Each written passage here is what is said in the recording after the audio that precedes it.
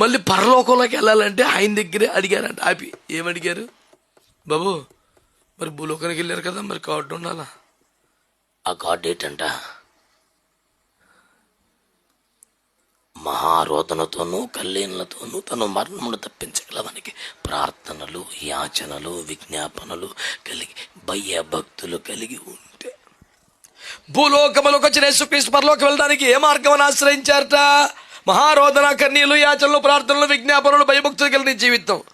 ఈ రూట్లో మళ్ళీ అక్కడికి వెళ్తా కుదిరింది. ఇప్పుడు మనం ఏంటి?